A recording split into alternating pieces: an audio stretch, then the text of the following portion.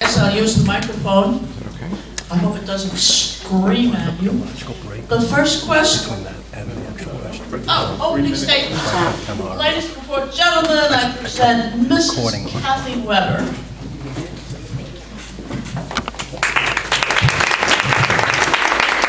Thank you, Jenny, and thank you, CELU, for hosting this event tonight. And thank you, all of you, for taking time out of your busy schedules to come and be with us tonight so we can share a little bit about our background and why we're running for Holmdel Township Committee as independents. And I'm running with Prakash Santana. And let me tell you a little bit about who I am and why I'm running.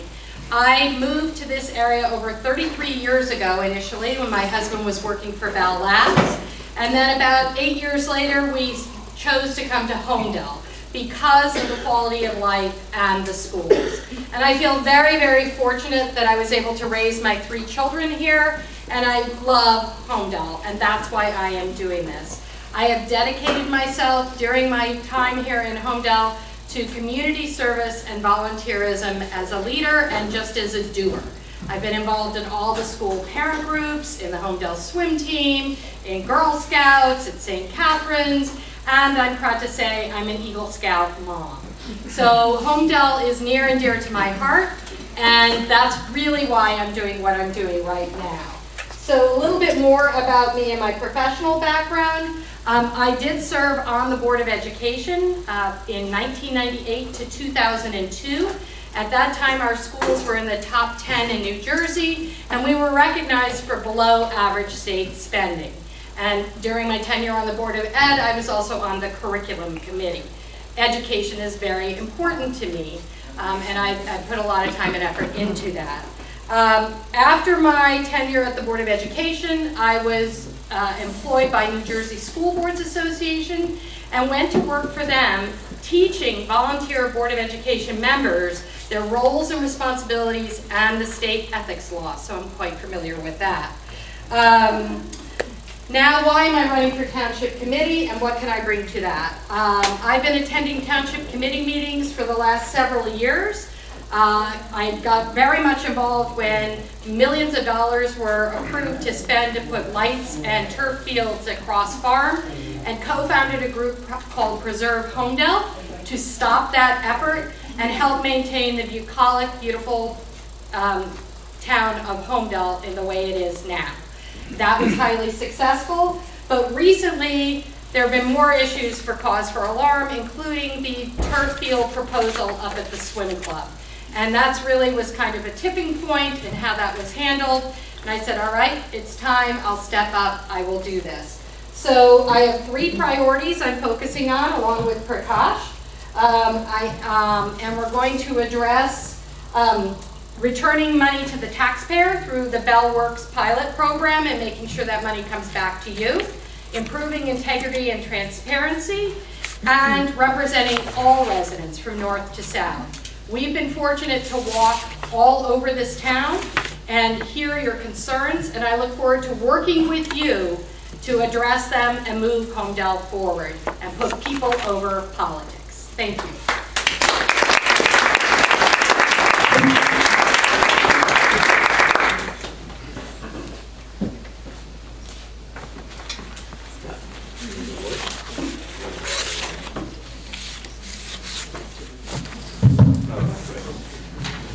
Hello, happy Columbus Day.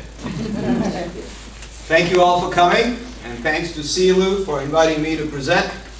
My name is Prakash Santana, no relation to Carlos, unfortunately. I'm saying this.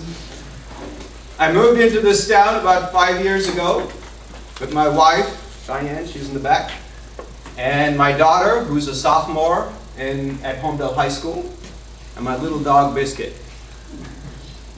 I'm currently a managing director at a global consulting firm, and I focus on preventing fraud, waste, and abuse for government entities and financial institutions. Specifically, for government entities, I also advise them on exploring new revenue options and not be too dependent on taxes and tolls. I have an MBA from Wharton, and I did graduate work in math at Northeastern University in Boston. I got involved with Holmdel issues when I first joined Preserve Holmdel with Kathy to fight the turf battle at Cross Farm. Subsequently, I joined FAST to work on pushing the town to address our fire safety needs. An interesting fact that I observed in my 5 years was, for a small town like ours, we had way too many residents groups fighting the town. That was odd. So I plan to first work collaboratively with the township committee men and women when we get elected this fall, and focus on some 3 key issues. First, taxes. We want to reduce taxes for all, not just for some. And the way we want to reduce it is first look at offsetting the tax burden by using the pilot money, pilot revenue. Second, look at the budget and stop the uncontrolled spending and cut unnecessary expenditure. Our budget has grown 16% in the last 3 years to $20 million, municipal budget. So we need to take a look at that. And 3, look for new revenue opportunities. We don't have a lot of revenue coming in. As a result, there's a reliance on taxes. So if we wean ourselves away from this excessive dependence on taxes, we'd be better off. Okay? Lastly, I'd like to work on restoring integrity and transparency in the way we operate. It's important that we have an open government. Open government implies full participation. So thank you very much. I hope you'll support me and join me in bringing about this change. Thank you.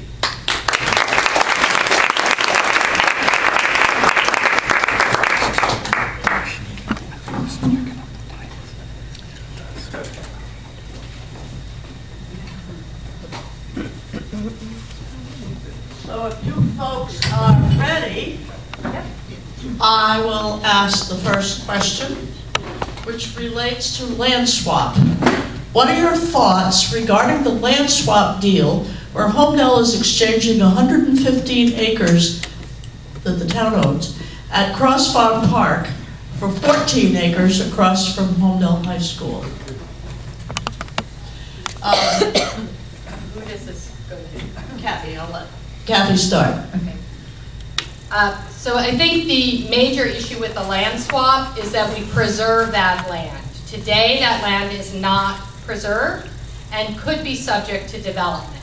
So with the township committee that would back the preservation, that should be the first and foremost objective, which would mitigate the need for the land swap. Gosh? I agree 100%.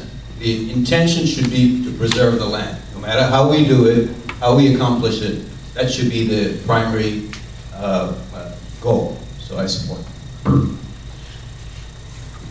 Kathy, do you want to respond to him at all? No. We agree. We agree. Second question, and this we'll start with Prakash. There have been criticisms of the lack of transparency and accountability of the township committee. How are you going to make local government more transparent? Thank you. Do you mind if I stand? I feel. You can Thank you. stand on your head if you know how to do it. Okay, great. So remember I said transparency, integrity, and openness. Transparency means your access to information. Openness means your access to participation. We lack both. And the goal is to get both. One way to do that is to bring back and restore advisory boards. We had advisory boards that were responsible for looking at our finances, providing guidance. There are a lot of citizens, residents in this town who are way overqualified, and they can do a lot more by providing guidance to our municipal government. So that's one of the ways I plan to do this. Thank you. Kathy? You can stand or sit, whatever you can. That's okay, I'm fine, I'll sit. So I think transparency is incredibly important, and there are several other specific things that I think we should do immediately. We should conduct all our budget meeting information in an open public meeting and advertise said meeting. We should post the township committee agenda earlier so people have a chance to review it. And most importantly, we should add a section for public comment on agenda items only prior to the rest of the agenda, which is something the Board of Ed does. Right now, the only way you can comment is at the end of the meeting. I also think we should record or broadcast meetings, not because I like being filmed, but because I think it's important for the residents to see what's happening.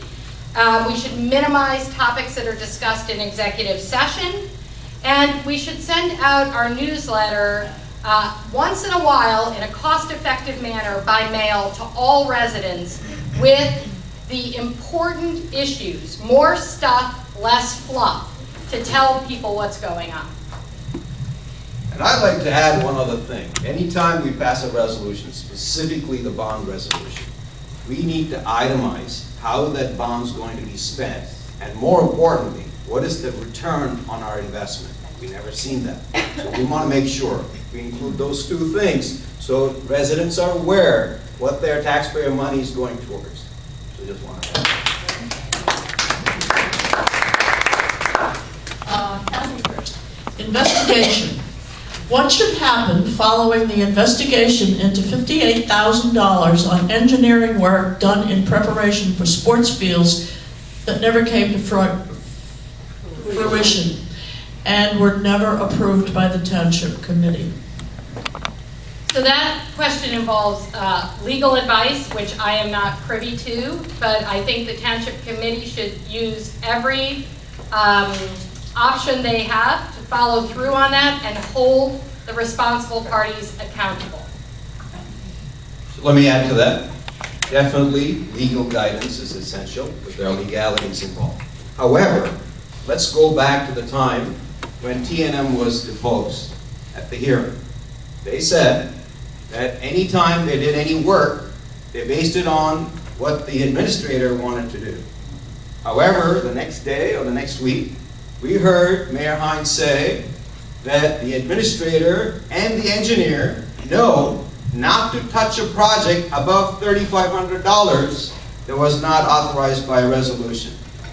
So clearly, there's a gap somewhere. So we need to first make sure if that is true, we're not paying this $59,000, period. And then, of course, we need to seek legal guidance on those.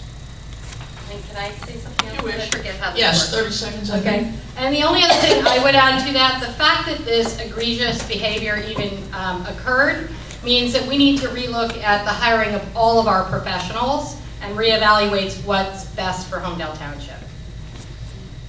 Okay. The next question, we'll start with Prasad, relates to COA, which is outdated name, it's affordable housing.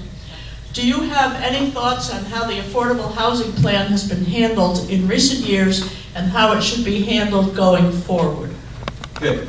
So let me mention that the plan that we've heard so far that's on the table at Palmer Square, I oppose it for the simple reason that there's a huge flooding problem in Palmer Square, and they have not done a proper environmental evaluation. And if you go to Palmer Square, you'll see if they do build that COLA apartment complex, it will only aggravate the flooding at Palmer Square. So that's number one. Number two, we need to go back and figure out what our legal options are in this COA angle. I know that Middletown is taking a different approach, so we need to explore all options. And I might add with that, we may need to look at alternative professionals. If we're not getting the advice that we want, you know, maybe we need to look at another attorney or a different way of approaching this problem. We need to think out of the box. We do have an obligation to provide housing, and we should provide housing so that in our town we can have teachers and firefighters and a variety of different people living here to support our community. But we need to do it in a way that doesn't negatively impact the residents that are here today. This question relates to the pilot. I'll address Kathy first. It appears that pilot, which stands for payment in lieu of taxes, pilot payments are starting to be significant, such as $1 million in the 2019 budget. Will residents get a tax break from these receipts? Will the Board of Education share in these benefits in order to reduce tax increases? Kathy? Okay, so in 2016, the pilot status was granted not only to the main Bellworks building, but additionally to the senior homes in front of there as the request of Toll Brothers. And so those homes are also part of the pilot project. And that revenue is significant. At that time, I encouraged the Township Committee not to grant Toll Brothers the pilot status because I felt that money needed to go to our schools because it's the biggest part of our tax burden at about 60%. The Township Committee moved forward with it. At this point, we can't undo what's been done. So what we need to do as a Township Committee is return that money to the taxpayer by actually lowering the municipal tax rate to help offset the school tax rate. Yep. So I agree with what Kathy said. We cannot undo the pilot program. However, you should know how the pilot money is used. Pilot revenues do not go towards taxes, but instead go to the general fund. What that means is that the general fund is what the municipal administration uses to increase the budget. So it acts like a slush fund, if you will, to be able to expand the budget and not be accountable for the taxes that you owe. So what we want to do is to take the pilot money that's coming in and divert it for offsetting the tax burden. However we do it, we need to explore all options. You mentioned BOE. We look at all options to see what's the most effective way we can lower the tax burden by diverting that pilot funds. That's step one, so, which is what I mentioned in my statement as well. I agree. We need Okay. to get money back to the taxpayer. Okay.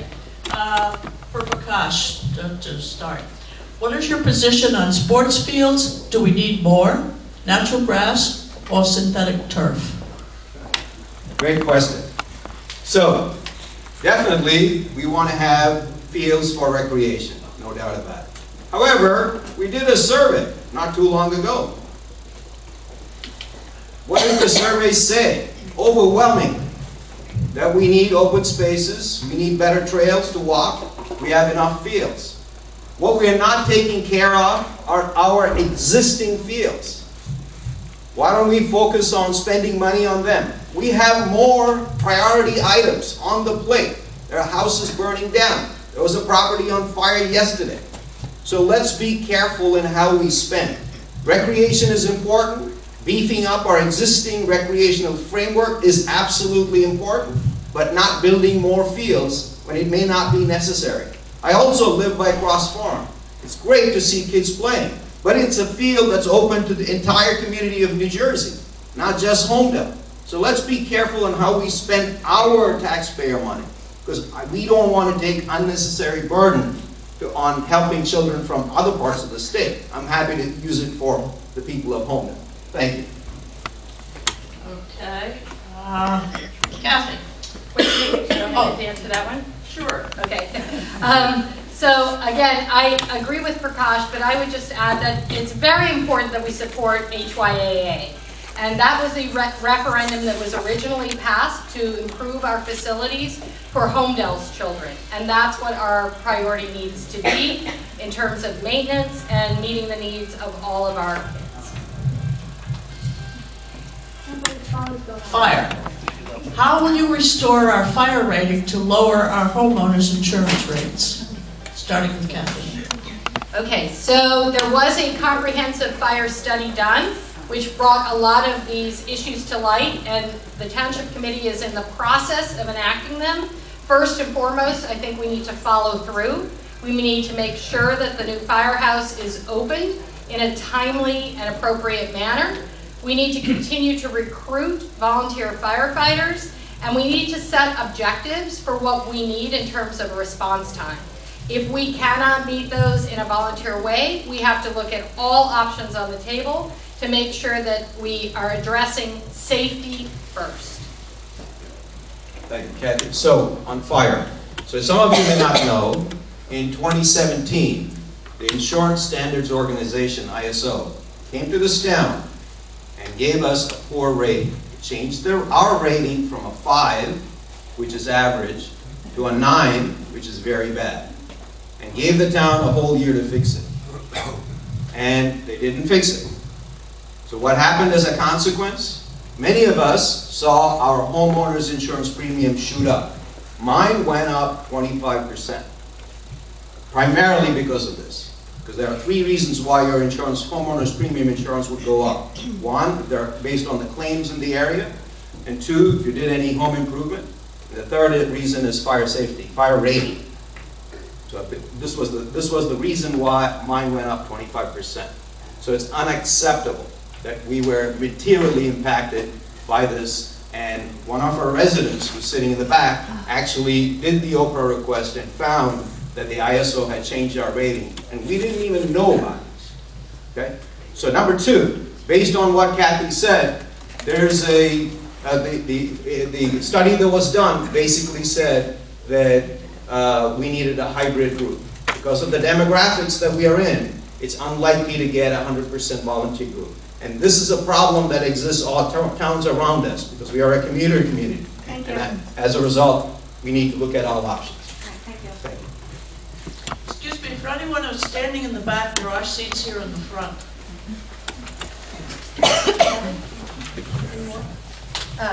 No, I'm fine. The only, well, there is one other thing I would say about fire safety, is that this has been an issue for 5 years. And well, 10 according to Ralph, and it has not been addressed. So I'm very grateful that it is now being addressed, but I think it's important that we stay on it and see it through to its conclusion. Okay, budget. Holmdel municipal government has grown significantly in salaries and annual cost. How will you curtail these expenses? Me? Yeah. Okay, great.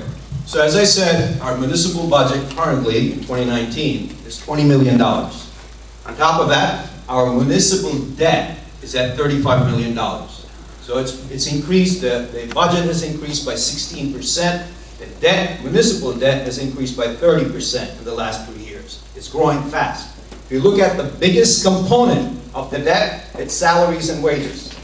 Not benefits, we're looking at salaries and wages. So we've got to look carefully at who those people are on the payroll, if they are needed or not, and making it an efficient and making it a good evaluation of what is required and not spend money unnecessarily on various things. So that's the main point. The point is we have to evaluate every item on the budget to make sure if there's anything unnecessary and cut those expenses.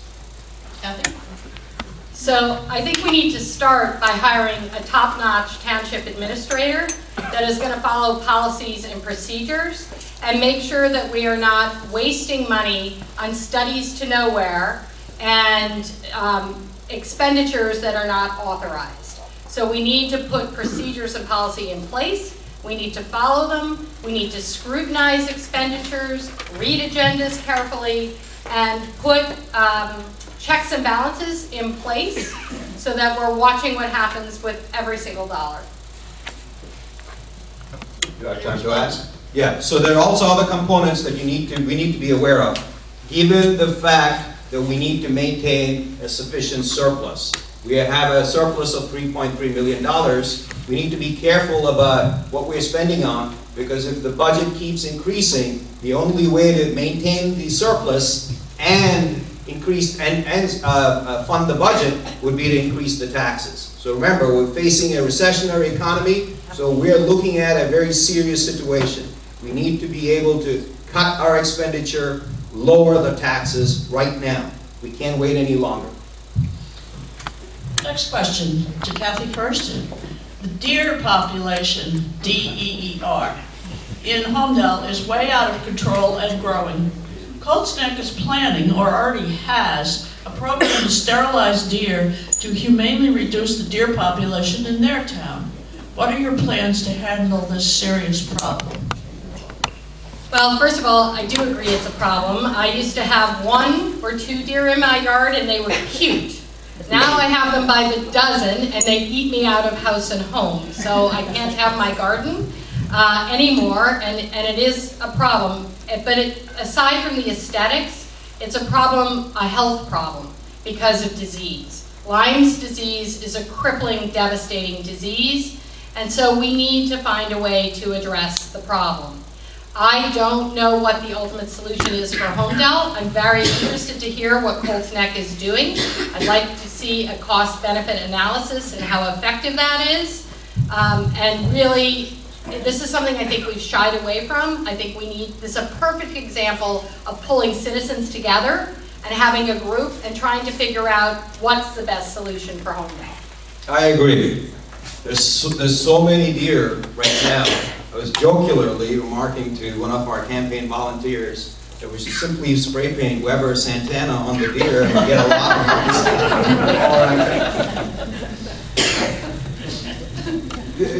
I agree 100%. We need to look at what other towns are doing, because the deer don't distinguish between Holmdel and Colts Neck. They keep going back and forth. So we need to work as a community, not as a town.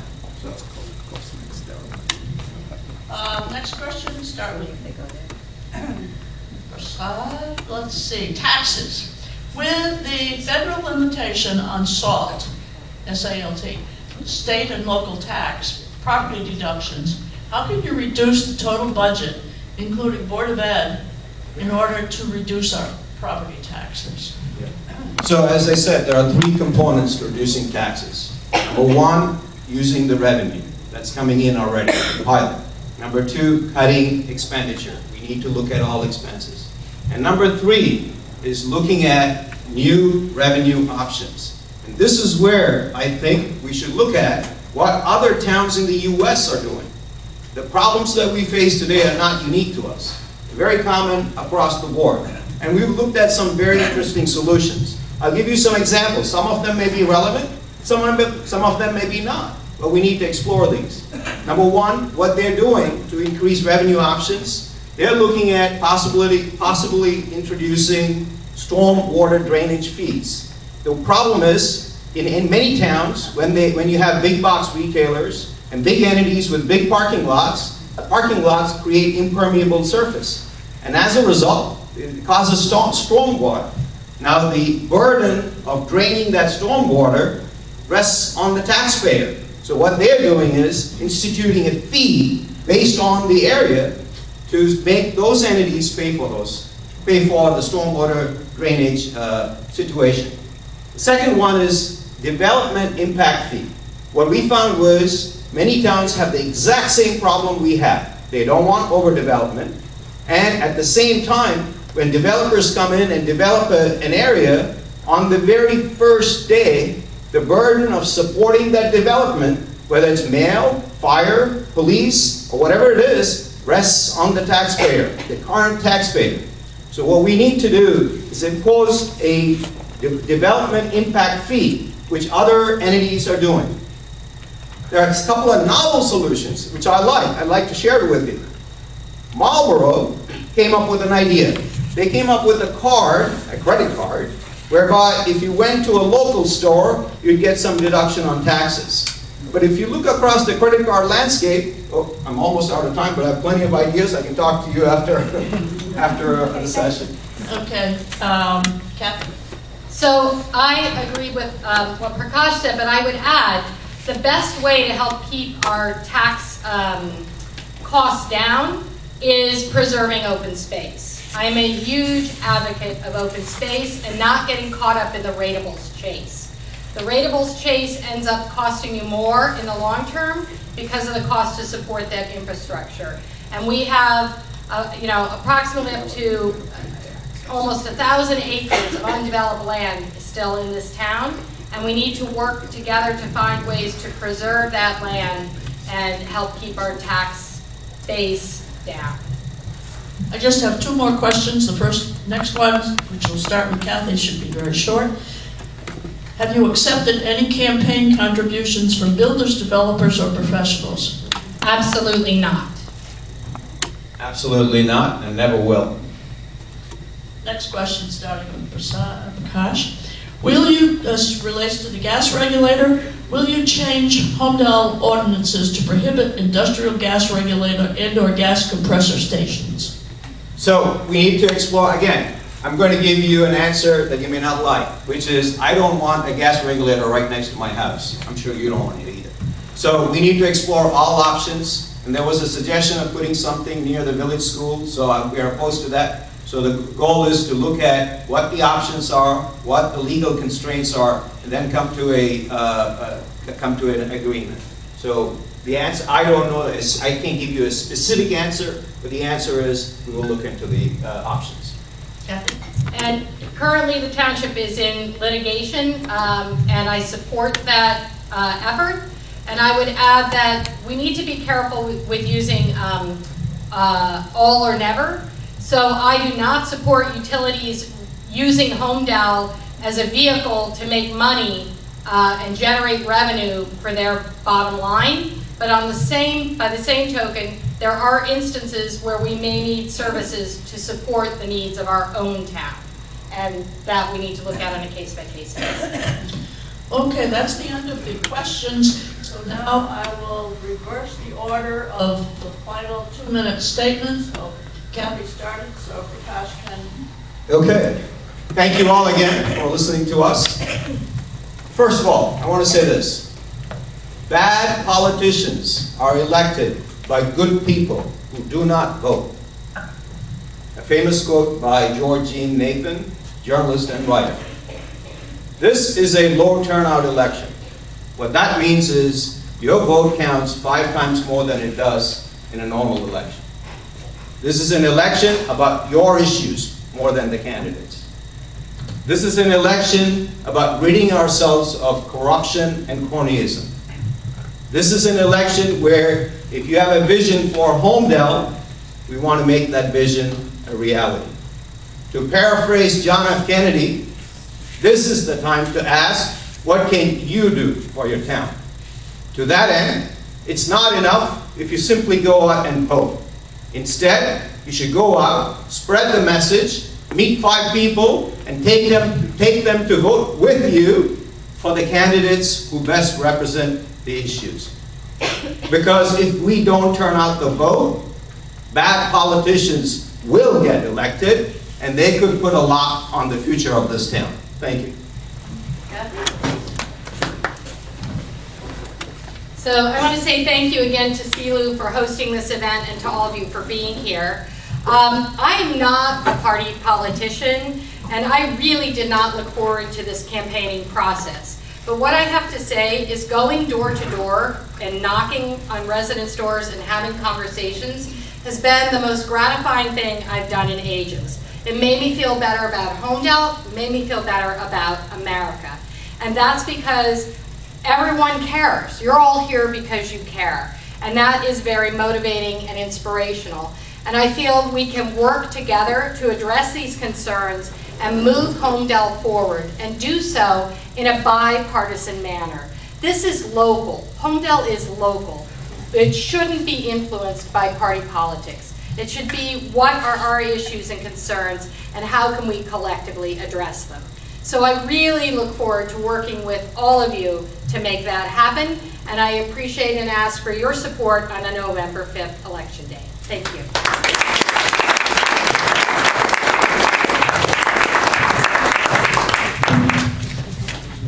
Thank you guys very, very much for coming and making time out of your schedule to come. We are very fortunate that we have all 6 candidates for school board here with us tonight who will be coming up and making a presentation. We just want to bring an extra table up here because we have 6 people, make it a little bit more comfortable, and I would like to see the candidates to get your spot at the table, but maybe just get a cup of coffee. In 5 minutes, we'll start again with our school board candidates. Thank you.